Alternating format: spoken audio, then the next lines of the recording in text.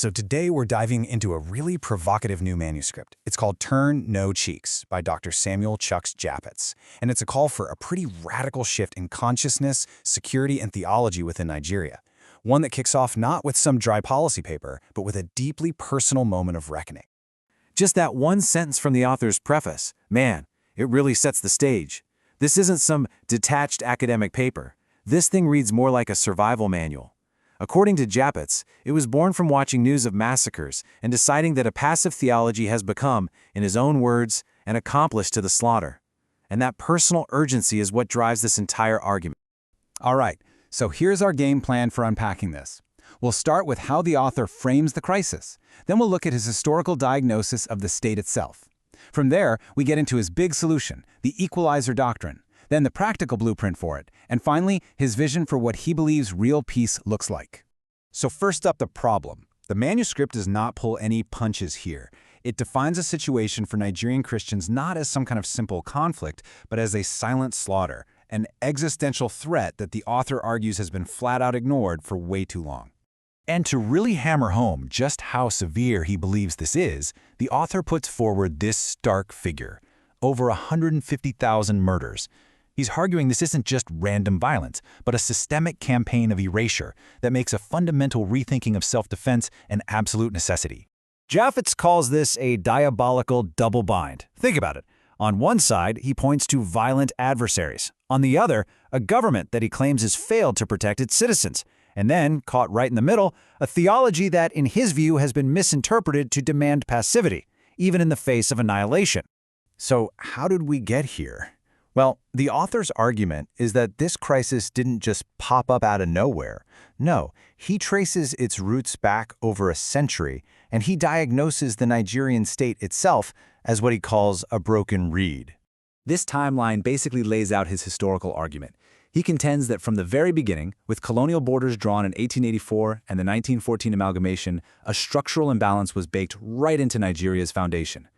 Then he points to these key moments, like the 1966 counter-coup and the later adoption of Sharia law, as steps that just kept deepening this divide and eroding the state's secular promise. And that brings us to his central metaphor, a broken reed. What does that mean? Well, think of a reed you might lean on for support. If it's broken, it doesn't just fail to hold you up, it splinters and pierces your hand. That's how Japhets argues the Nigerian government's social contract works. He's basically saying the promise to protect all citizens is void, which makes self-reliance a necessity. So to break this dependency on what he sees as a failed state, the author demands a theological shift. He contrasts what he calls a theology of pacifism with a shepherd-warrior archetype. In his view, turning the other cheek was a lesson on handling personal insults with dignity, not a command for collective suicide. He reframes protection as a holy duty. The shepherd must use his rod to defend the flock from the wolf. And this brings us right to the core of the manuscript, the solution.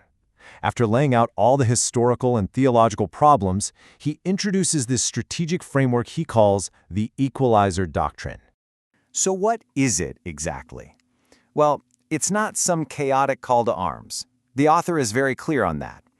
He defines it as a disciplined doctrine for self-preservation, built on established ethical frameworks like just war theory, while also leveraging modern technology and empowering communities to handle their own security. He breaks the whole doctrine down into three main pillars. First is grounding all actions in just war theory, to maintain the moral high ground. Second is achieving technological parity, specifically with drones, to eliminate the element of surprise. And third, local empowerment, shifting defensive duties away from a slow state military to smaller, more agile community units. Okay, that all sounds very theoretical, but how would this actually work on the ground? Well, this is where the manuscript moves from the what to the how, laying out a detailed blueprint for creating what he essentially calls a new local army. And what's crucial here is that this isn't a one-size-fits-all plan. The author proposes tactics adapted to specific regional threats. For instance, in the Middle Belt, he suggests a perimeter mesh using drones for early warning against raids. But in the Northwest, it's a rescue cord that would use them to track kidnappers for rapid rescue operations. To create these units, the author even proposes Equalizer academies. And check out the curriculum. It starts with theology and ethics before ever moving to technology and tactics. The stated goal here is to produce defenders who are not only effective, but also ethically disciplined. So, finally, after all this talk of drones and defense units, what's the endgame? It might sound like a paradox, but according to the author, the ultimate objective of this whole doctrine of armed defense is a stable and lasting peace.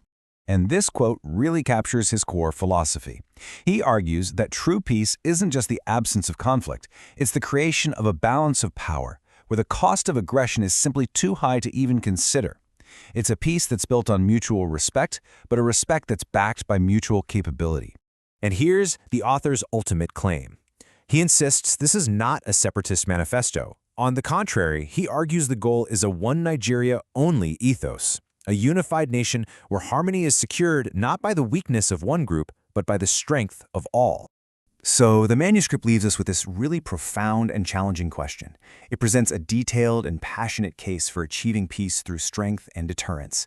But it begs the question, can a nation's unity truly be secured by a balance of threat? That's the central tension right at the heart of Turn No Cheeks.